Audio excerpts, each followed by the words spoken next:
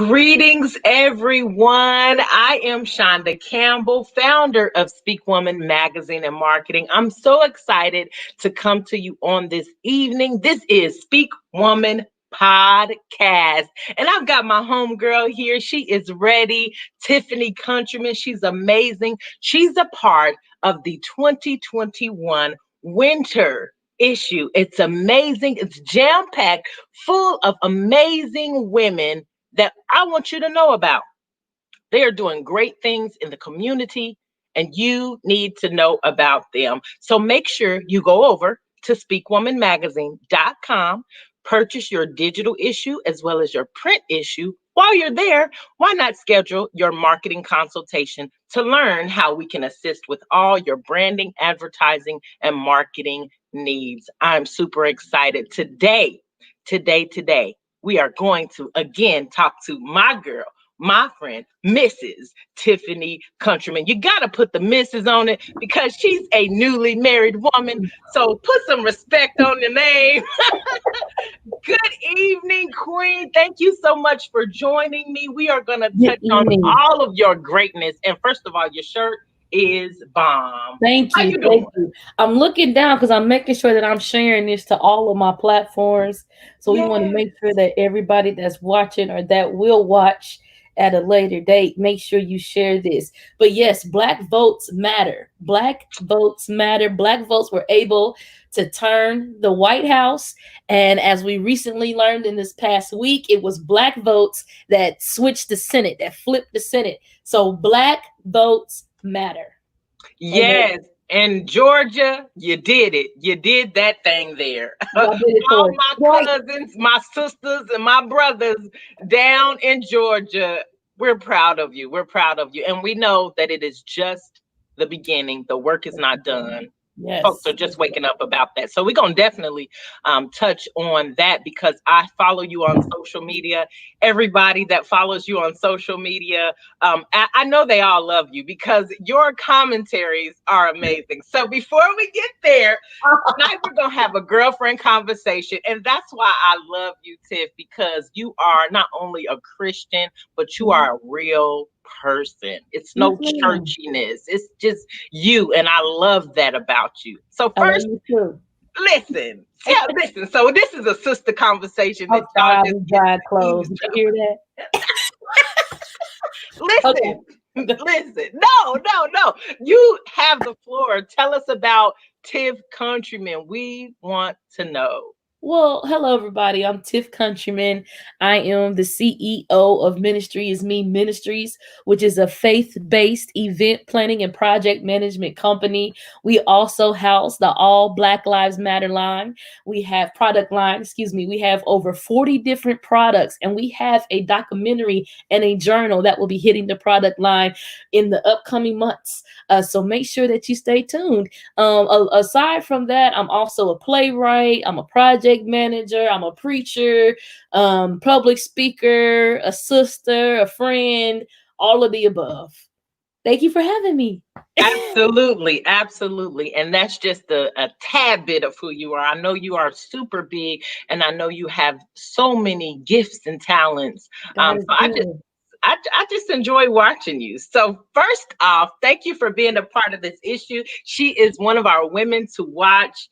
And if you can't tell why, just read this issue. Her interview just touches on some of the greatness within her. So this podcast title is called Building Faith While Building Business. Okay. And I know you work with a lot of faith-based businesses. Yes, and you are a pastor in the church world, but you are also in the marketplace and in the business world. Mm-hmm. Tell me a little bit about how you merged those two and what made you merge those two things together.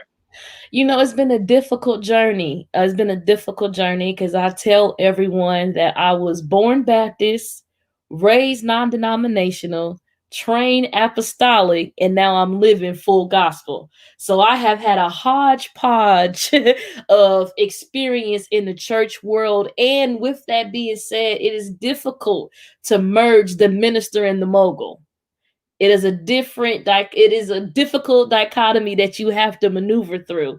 It's taken me 7 years to get to where I am now. I founded Ministries Me Ministries in 2013. Initially, we did church services and community outreach. That's all we did. Not saying that it was little, but that's what we were known for. We were the empowerment group, the empowerment women's group, and all of that. However, God has much more in me and in those that, roll with me. And over the years, it's just continued to evolve. So we're still ministering, we're still serving. It's just in a marketplace capacity. So how we merge that with our clients is that we guide them spiritually. We allow the Lord to do the work. We just hold their hand and help them process through it. And that's why we're able to manifest the events and the projects that we do, is because we have the secret weapon, and that's the Spirit of God. Wow, you said that right, the secret weapon. I so am in alignment with that, about having the foundation and having your mindset and having your why and having your motivation. So having that faith behind your business, and like you said, manifesting, that's so important. Yes. Tell me, when someone says faith, what does that look like? What picture does that bring up for you in your mind? Faith is just seeing the impossible in manifested, being a visionary and trusting the vision regardless of what you see in your natural sight. Biblically, for now, faith is the substance of things hoped for and the evidence of things not seen. So what that means is that I can see it. I see the vision. I see it plain. Now it's up to me, that trust that God is going to lead me to what he showed me. So it's really just trust. It's just trust in the vision and trust in the Lord that gave you the vision. Wow. Trusting in the Lord that gave you the vision. I like that.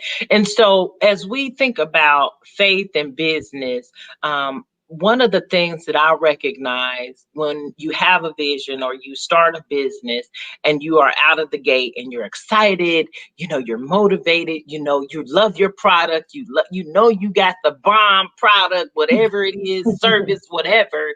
And then life happens, your friends don't support you, your mama don't support you, they'll go and support somebody else that's selling the exact same thing. You preaching real good on this Sunday night. Oh Now, my God, time and offering. Yes. So how do we hold on to that faith while we're trying to build our business? And the people closest to us, sometimes our husbands, our wives don't support us. What does that called everybody out on tonight, look? Hello? You spicy. Sometimes you're sleeping with the folks that won't support you now. Yeah, there it is. And listen, this is the golden rule that I teach my clients. I teach them this up front because it took me 7 years to learn this. Your friends and family are not your audience. Your friends and your family, they're not your audience. God didn't call you to them. They were called to you. But now you're called to other people. So you can't think that it's strange that they're not going to support you. Yeah, they may have that initial "I'm proud of you" or whatever, but they're not your client base. They're not your newsletter list. They're not your follow-up list customers. They're just love. That's all they are. And then I also even break it down a little bit, further with my clients. You have to think about markets like skydiving, skiing, canoeing, right? I have never done those things and I have no desire to do those things. However, those markets are making millions of dollars because they have an audience. If my cousin went and bought a ski lodge, I wouldn't be like, all right, cuz, I'm coming down because it's yours. I'm going to be like, oh, well, congratulations. God bless you. But I ain't going to be up there. So you have to just take yourself out of it, take your emotions out of it, take your feelings out of it, and say, okay, I understand, because if such and such was selling something that I didn't like, I wouldn't buy it either. So you just have to, take the personable out of it and look at them as a client. And that's that. Wow, that is so good that they are not your target. That's definitely something that I know is true. They are not your target. So we talked about the family part, but what about in your own community? I know. Thing. Like, so there's haters. Yeah, there's haters for sure. Those are those that are jealous because either it's one or two things. Either you're doing what they want to do or you're doing what they can't do. Okay.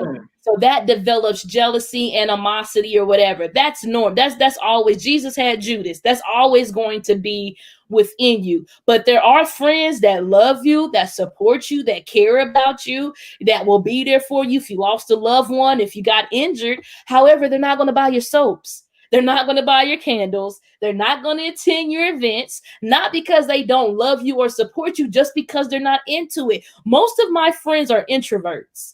Most of my friends, can you imagine? My closest friends are introverts. They don't like doing this live thing, going out or whatever. That doesn't mean that they don't support me. It just means that they're not into it.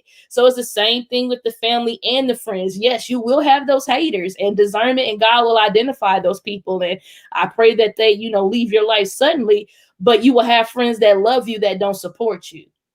Absolutely. That's well said. That's well said. And to take it even further, as we're talking about building faith while building business, I had something stirred in my spirit the other night, and I came on and talked about it a little bit, and I'd be interested in hearing your viewpoint on it.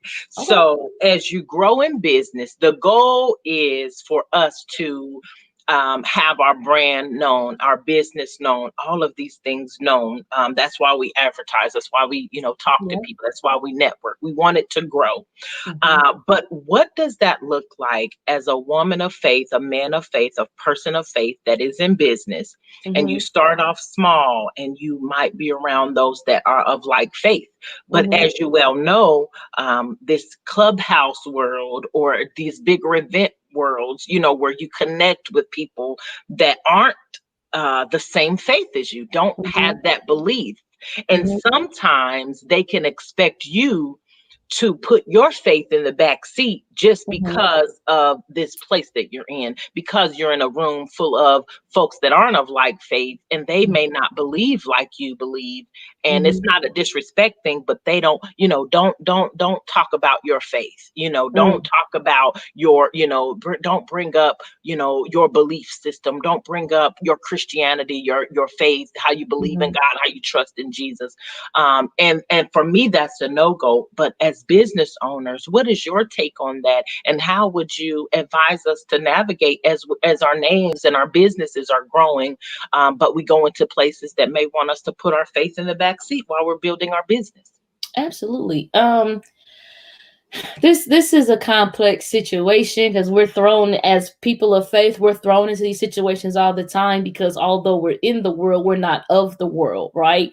But the marketplace is in the world, so we will have to, mingle and network with people who may not ascribe to what we believe, and who may be offended if we were to publicize or express what we believe, right? I think it all boils down to respect and to honoring your safe spaces.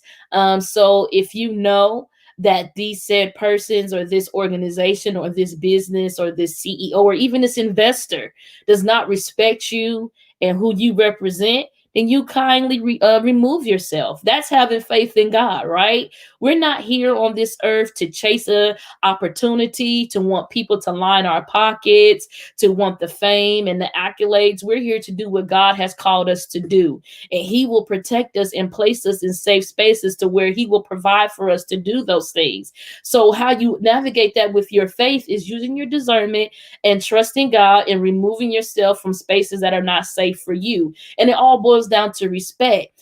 Just like how we had to deal with this election. Yes, it was people who supported one side over the other. That's fine. But you're going to respect me, and I'll respect you. What happens is, when that disrespect happens, please be prepared for it to come back. Please don't be shocked or mistaken because I'm a Christian that I'm not supposed to defend myself or shoot back. And that's the same thing in the business world. There's a proper way to communicate. There's a proper way to talk, but you can't stand up and defend yourself. Like, well, wait a minute. I listened to you talk about, and this is not a knock to anybody, but you talked about the universe, and you talked about the moon and the stars, and I accepted what you said, and we're able to have a dialogue. Now, please let me tell you about the blood that ran down my Savior. Let me tell you about when He saved me and when He healed my body. Let's have an exchange.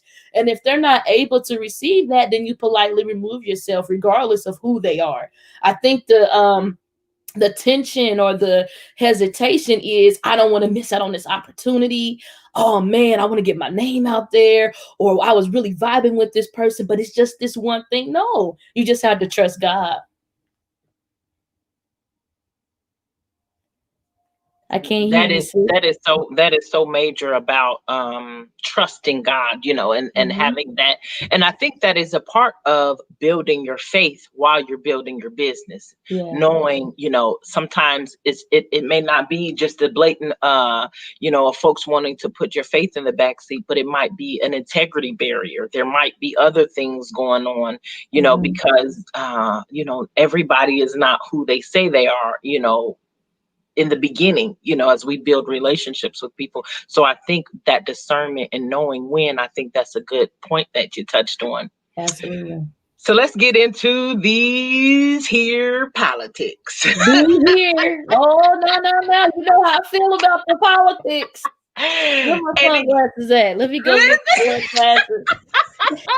listen, I saw your I always watch your commentaries if you Uh-huh. follow Tiff on social media.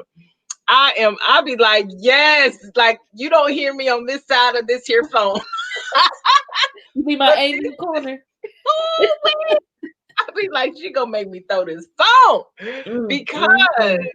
and it's not, you know, it's not your opinion that is in the forefront, in my opinion. It Right. is looking at one versus the other, how one Mhm. is treated versus the other, and you lay out these facts. So Yes. last week, last Wednesday was an eventful day. Lord have And I'm mercy. just interested. What's your thoughts there? We just talking. These folks, they get to eavesdrop on our sister girl conversation. What's your Yeah. thoughts? What's your thoughts?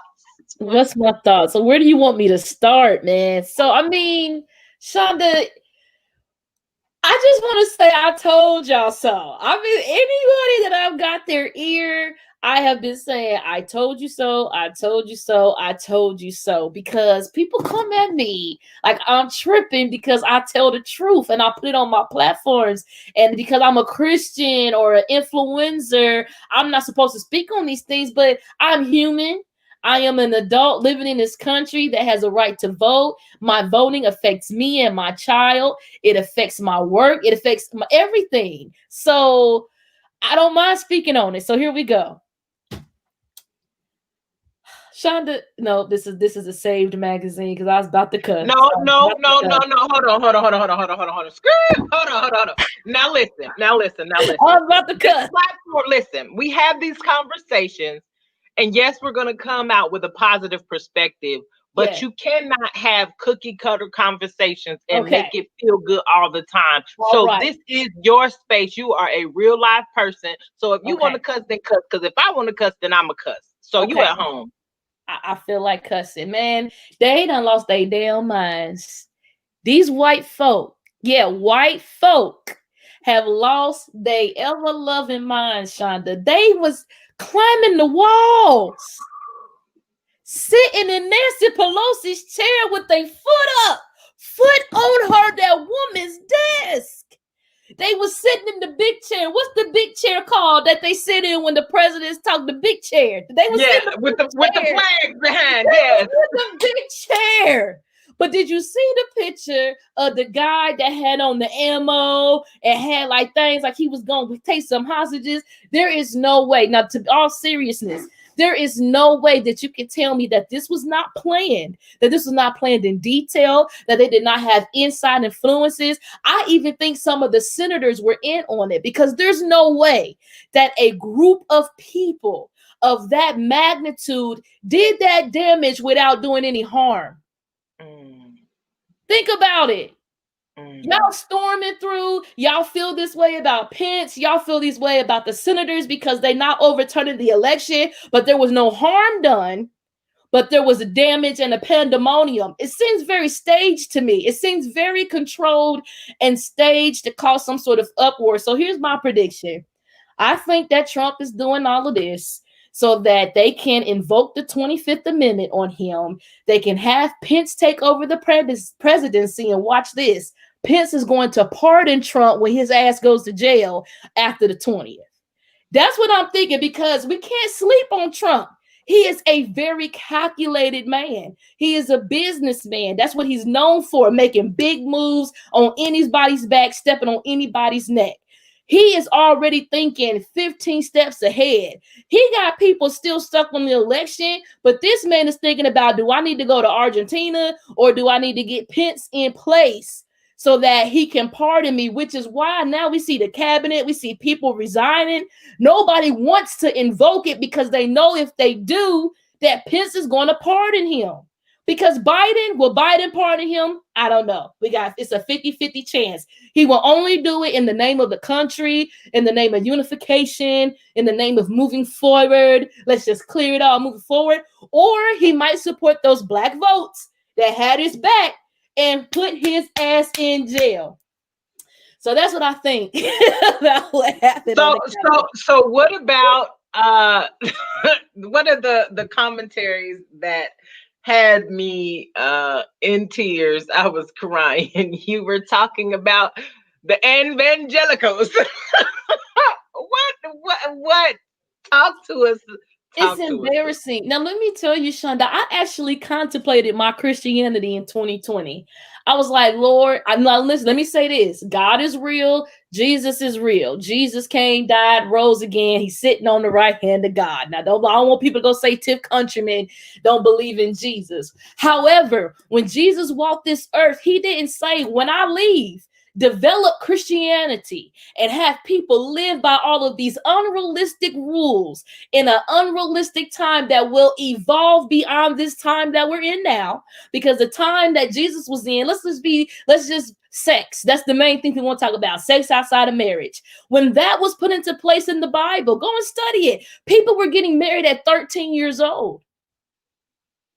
What you supposed to do when you're 14, 15, 16, 38 and not married? What are you supposed to do? We don't tackle that in the Bible, and we're too afraid to progress the message. Listen, the word is living. It's ever changing. It's ever evolving, just like the world is ever evolving. But there is a certain sector of Christianity. Did I lose you, sis? It's a certain sector of Christianity that will have you thinking that you have to stay stuck in a certain way and not evolve where God wants you to go. I think I lost the sis here. I'm here. Look, we had to give you the floor on that because you were breaking something down. You were breaking it down. I don't know. Yes, you're right. You're right. So we have to evolve. So when we think about, I forgot where I was going with that. You're thinking about how the time evolves, how the world evolves. I question my Christianity. That's what the point I was getting to.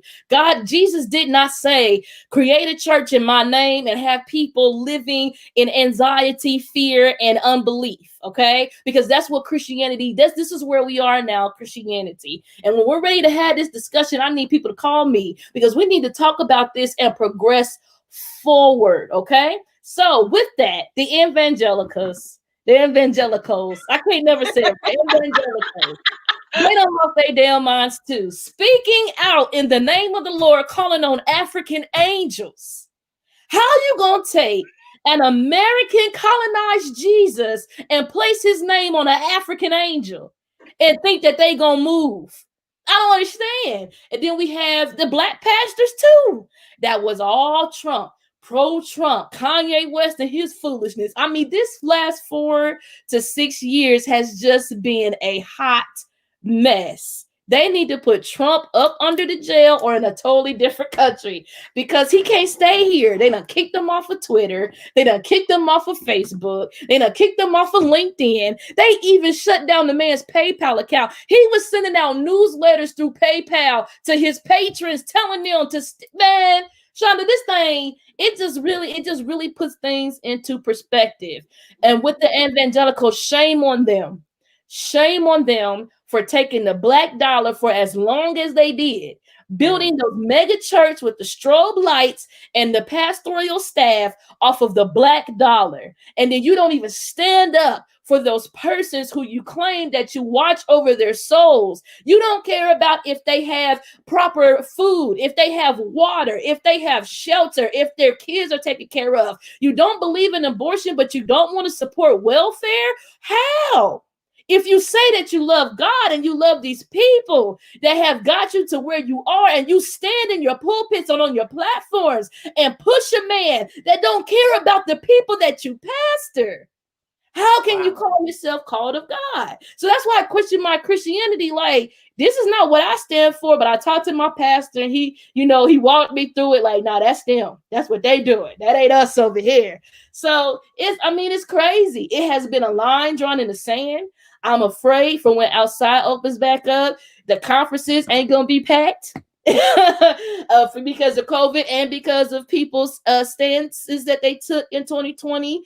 It's going to be a lot of change in politics and a lot of change in church. Let me be quiet. Go ahead. No, you're hitting something good. So I have a question out of all of that. Do you feel like that pastors should, or those ministers, whoever, should they take a party position at all? Should they be Democrat, Republican, or should they just because we all know you need to be involved. Yes, right. you need to vote. You need to do all of that.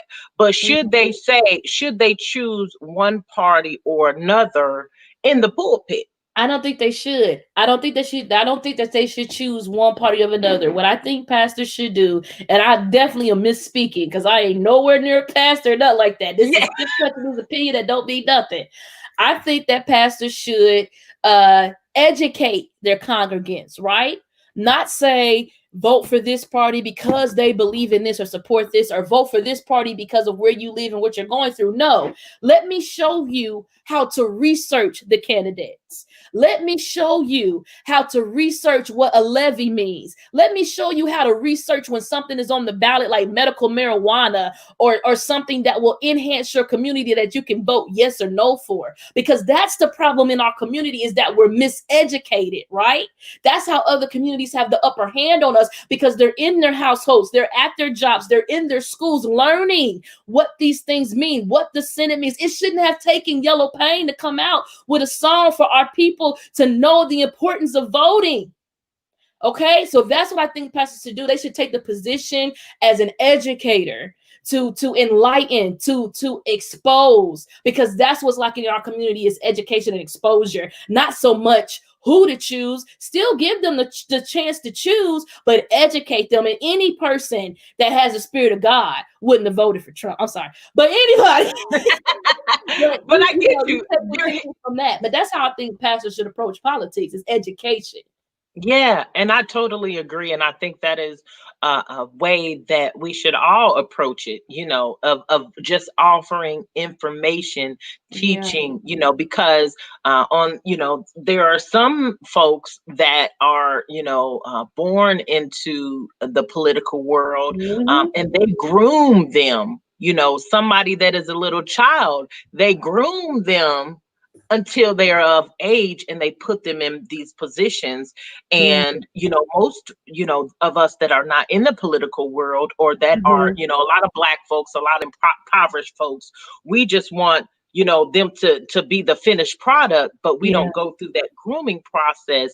As well as, and I'd love to hear your take on this, on the Republican side, I saw a lot of people that saw all this stuff that Donald Trump was doing, but they were able to see past that because they were getting a specific idea, law, something passed that benefited them. And on the other side, I see a lot of those that are impoverished, Black folks. They want all of the stuff on this candidate to line up with their beliefs. So if they don't meet all of them, they can meet 4 out of 5. But if they don't meet 5 out of 5, then I'm not involved. So can you just educate us as a Black community of your thoughts on that, and how that kind of plays into our true identity as Christians? Absolutely. I mean, we have to my whole new philosophy on life is be stepping outside and looking on the outside, right? So we have to look at, and we're speaking from the Christian point of view, right? So we have to step outside of the Christian point of view and understand that politicians are not our pastors. They don't have to support or not support abortion, support or not support same-sex marriages. What a politician chooses to support that does not affect me shouldn't be any of my concern, whether or not I'm a Christian or not. Just like a person's lifestyle is not my concern. I'm Tiff Countryman. I'm not God. I don't care what you're doing. I'm going to tell you what the word says, and then what you choose to do with it, that's on you. But I'm not hunting you down, condemning you, Bible beating you, all of that. And I think when Christians really begin to look at politics for what they are, because politics rule over not just Christians, but everybody in their community, everybody in their region, everybody in the state, everybody in the country, right? Our president and our politicians are not our pastors. So they're not going to 100% line up with what we believe. When you go to vote or when you want to support a politician with your money or with your platform, you need to look at what their stance is on what pertains to you.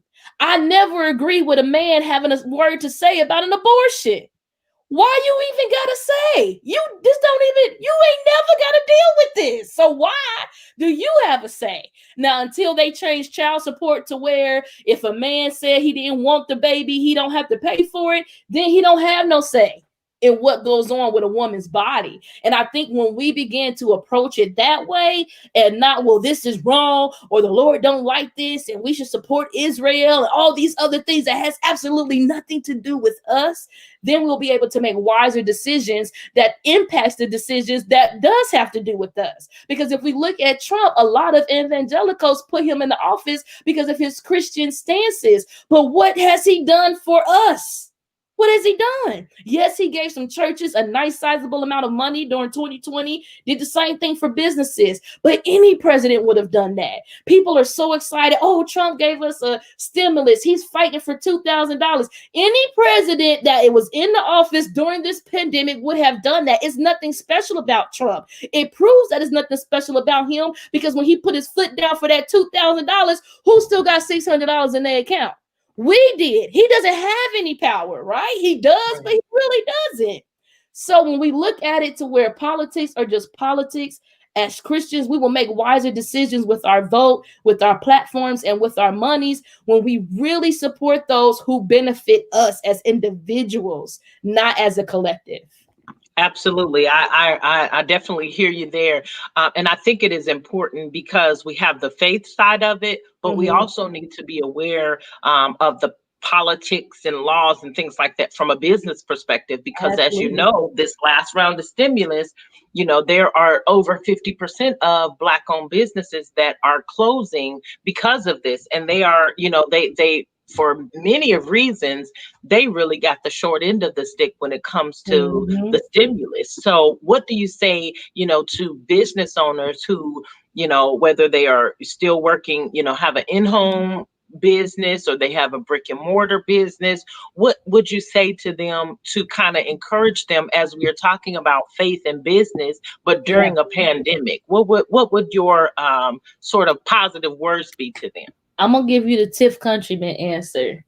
So, when you are lacking, you sow. When you need something, you sow. When you want something, you sow. It's the law of a seed time harvest, reciprocity. When we are in a desolate place, especially as Christians, but understand this law works for everybody. The Bible says that he reigns on the just as well as the unjust. So businesswoman, man, faith-based or non-faith-based, find you a nonprofit to donate to. Find you an individual that's starting up a business in the same area that you're in business with and invest in. And I promise you, it will come back and God will sustain you. Not only will he sustain you, but he will give you more than you ever thought that you ever needed, because that's how God is. All you have to do is trust him, walk in what he called you to do, and he will provide for you. So the spiritual answer is, when you are going through hard times and you close and all of that, So even if you have to close down your business, when you close down your bank account, I promise you, if you put whatever, if it's $1.07, if you put that into somebody and your heart is pure, God will surprise you every time. Now, as the pure business owner, a way to prepare for times like these or to sustain in times like these is to do small investments. There's penny investments, there's $1,000 investments, $100 investments. It's not going to give you a huge return or a quick return, but it will sustain you.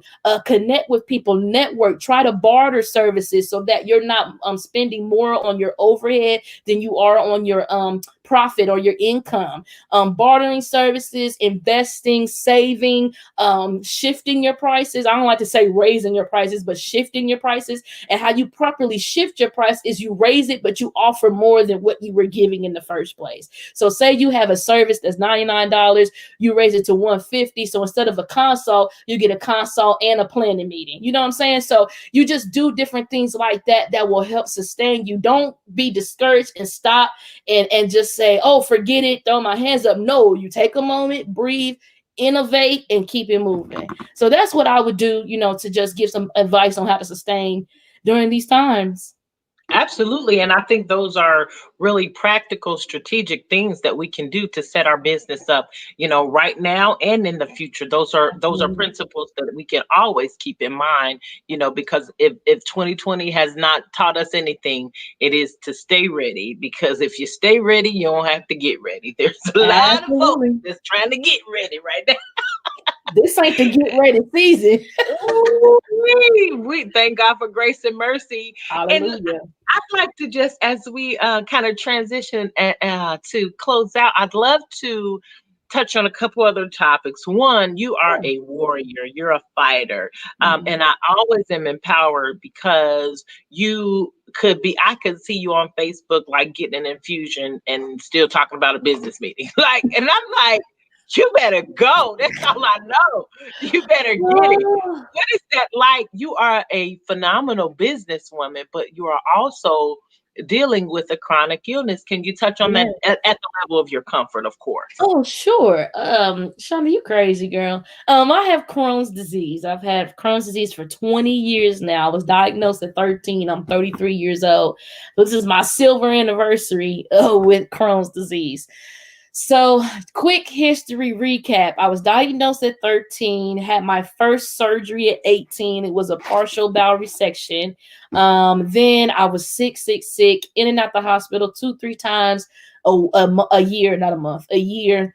And then I had another surgery in 2016 and then another surgery in 2018. I am now living with an ileostomy.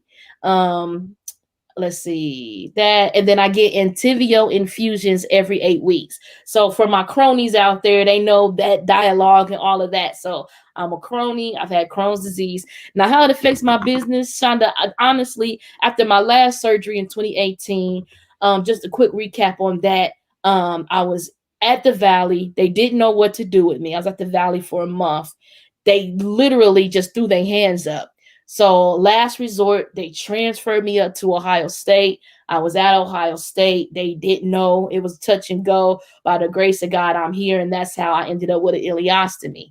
So ever since that time, because at Ohio State, I was by myself because my daughter was here because she was in school. So I would only see her on the weekends. And that would just be on a Saturday for a couple of hours. But I didn't really have people coming to see me because I was all the way in Columbus. So I had a lot of time to just stare at the wall and just think. And I started thinking about life. And I was like, man, Tiff, you have been whack. You have been whack.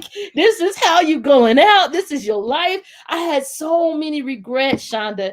So many. And I was only 30, 31 at the time. Wow. I had so many regrets.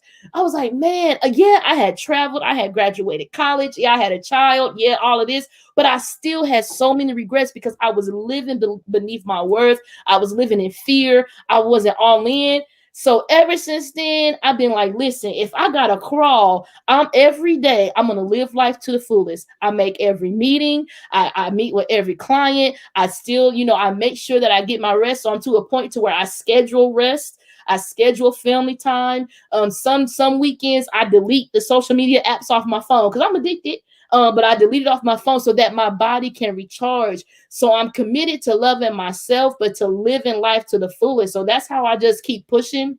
It's difficult because I'm in pain every day, a chronic illness, chronic pain. But thank God for medical marijuana because it'll bless you indeed.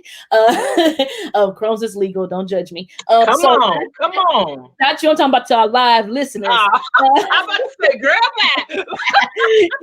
Yeah. So I mean, that's what it is. I mean, I don't have any woes. I'm not sad. I'm grateful because again, if it wasn't for that time, I wouldn't be living life to the fullest. And everybody doesn't get that near-death experience or that opportunity to say, all right, reset, let's do this, let's go. So everybody doesn't get that. So I'm grateful. So living with Crohn's is just it's me. It's like, okay, I got a child now. So I got to take care of the child every day. Like life doesn't stop. And that's how I think about Crohn's. Like, okay, it's here to stay. So I might as well, I just can't lay down and die. I can't. So. Wow.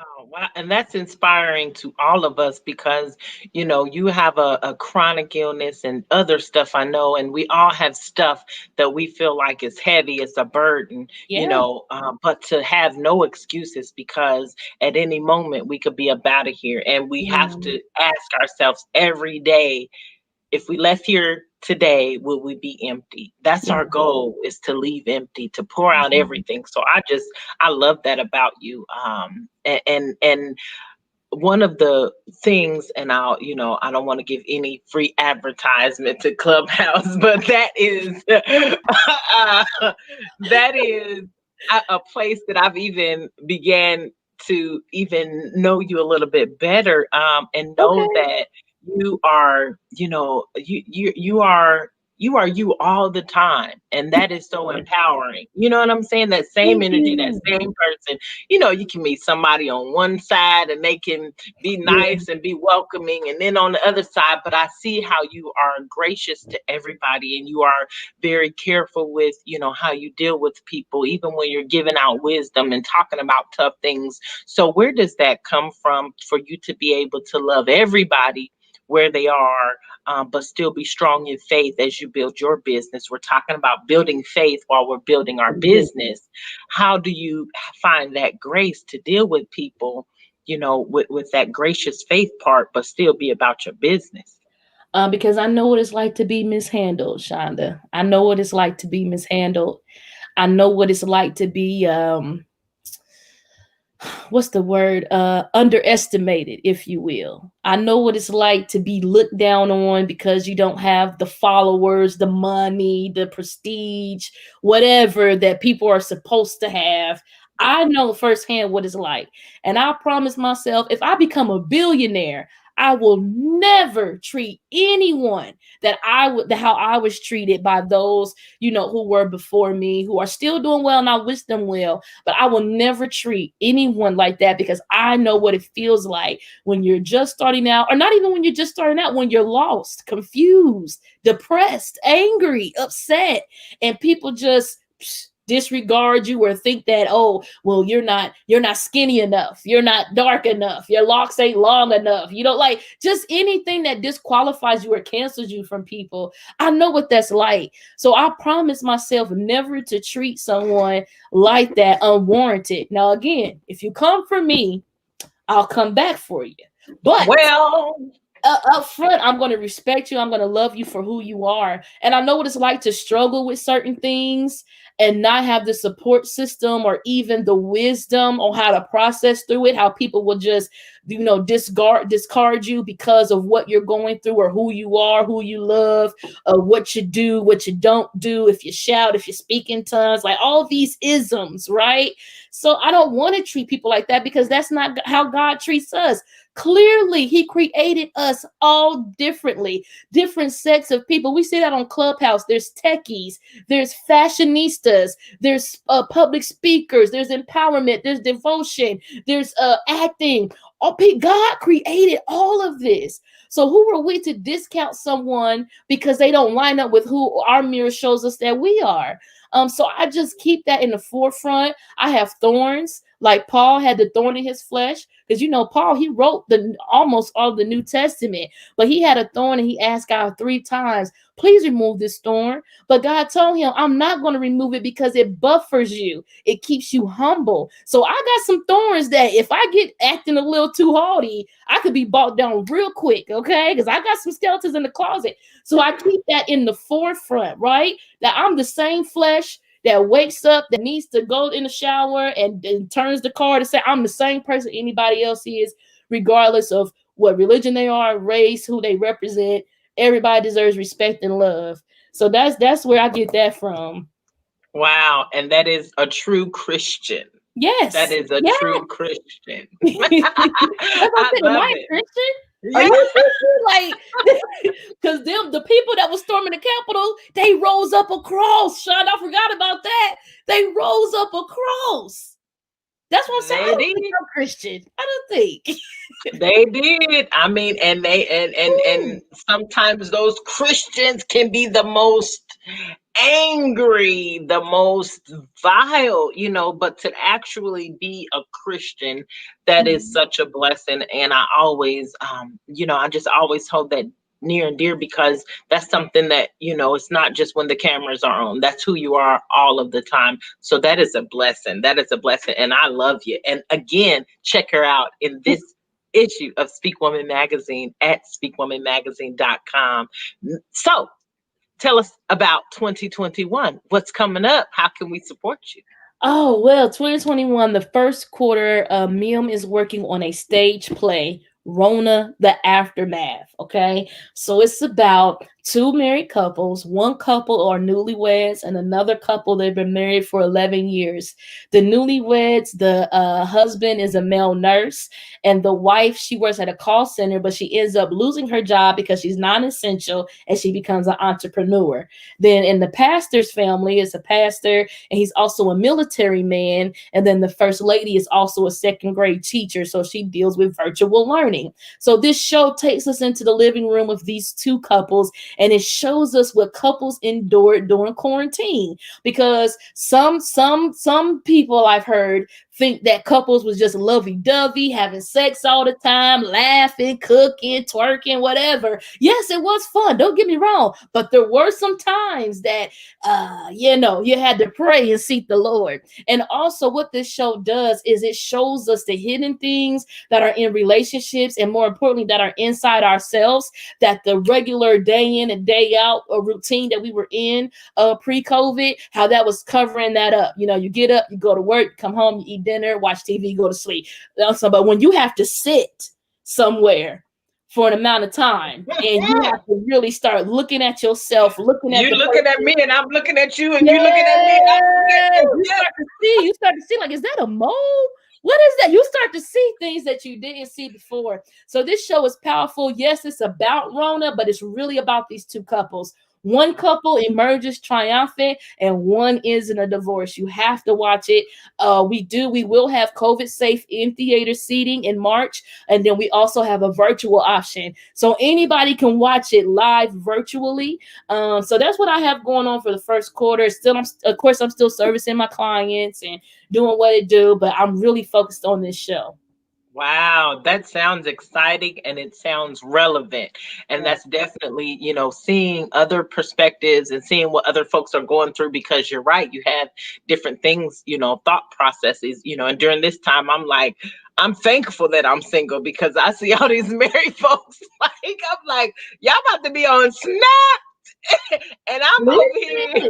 I'm lonely, but supposed to be caged in though. Like, it's just this whole quarantine is not natural. Like, it's been like, I don't know if we're on the Truman Show, but it's been one huge social experiment.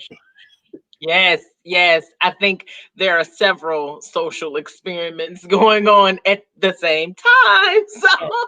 So I'm so excited, but I can't wait to hear and see your play. I know you are a phenomenal playwright. You have so many gifts and talents. So I'm definitely excited for you, and I know that God will go exceedingly abundantly because you are such a great person, and the seeds you have sown will reap a harvest. So I'm just thankful to be connected. I'm so excited to have you be a part of this issue. Uh, Look at you, girl. Look at you, looking all how you Nice. listen, girl. I love that picture of you because he's like, yeah, run me my money. Like, You know. faith and coins. Faith Yeah. and coins. I love it. I love it. But definitely, you guys check her out in this issue of Speak Woman magazine. I'm so excited to be connected with you. This is only the beginning. I will stay in your inbox and stay all up in your business because that's what I do. I mind people's business I because appreciate that. business is in your mind. And so definitely your expertise about just how to marry faith and business, and I know that you service those who are faith-based business. So if you are a faith-based business, make sure you connect with Queen Tiffany. She's amazing at tiffanycountryman.com. She got her own website, y'all. She got her own website. Ain't the That's Lord what you good? call her. Ain't it good? Ain't it? Anytime. Oh my gosh. Oh my God. Look, I can't with you, girl. I love it. I'm so proud of you. I'm so just like I don't like the phrase black girl magic because it makes us seem like we aren't real people, but I do believe that we are magic. We do have feelings, I and mean, listen, if especially you wanted listen. to know. You better listen. You better shake them dreads. That's all I know. You better shake them. But I'm so excited. Thank you so much for chatting with me this evening. Thank you for having me. Oh my gosh. And I will continue. You guys, make sure you connect with Tiffany and make sure you keep your eye on the commentaries because they are amazing. They are amazing. So, if you want to know what's going on in the world with a Christian perspective, as well as some human, practical, get your life, this here ain't right situation, real talk, real spill, check out Tiffany Countryman and get your Black matters. You can put whatever in there. Black votes, black families, We black have over fathers. 40 different products. Ooh, what are Ministry is some of the me. shirts you have? Did you say? What are some of the other ones? What are the We black? have Black votes, Black liberation, Black families, Black freedom, Black godfathers, Black cousins, Black single fathers, Black uncles, Black aunts. Like we named Black in-law, in-love. We put in-loves, Black grandparents, Black grandchildren. We have youth sizes. So go on over there and get the whole family ready for the inauguration. This will look nice down at the White House. Talking to KK and them, because KK gonna need to know that we representing for the 9/9/2021. Listen, I'm almost had a look. Okay, wait a minute. I'm too old for that. My hips don't work like that no more. Don't hurt yourself now. I love it. I love it. So you guys make sure you check out Queen Tiffany Countryman, tiffanycountryman.com. Support her and also check her out in this month's issue of Speak Woman magazine. I'm so excited. All available at speakwomanmagazine.com. Queen, it's been amazing. We could be here all night. I know you've got some great things coming up, and make sure you guys are a part of it. And I honor you and I love you. And I can't wait to see what's next. I'm all up in your business, girlfriend. Love you too. Yes, yes. So you guys, again, check out speakwomanmagazine.com. We want to hear your story. Share your story. Come on this podcast. Talk to me. I love you guys. It's awesome. I know iron sharpens iron. Not everything in life that happens is positive, but we can have a positive perspective on it. And today we talked with Queen Tiffany Countryman about how we build our faith while building our business. It is possible. We are kingdom minded people and we are destiny, purpose filled people. And so that is important as we build our faith, build our business. Check us out right here every Sunday night, 8 p.m. I'm Shonda Campbell. This is Tiffany Countryman. Make sure you check her out in this month's issue. We'll see you at speakwomanmagazine.com. Love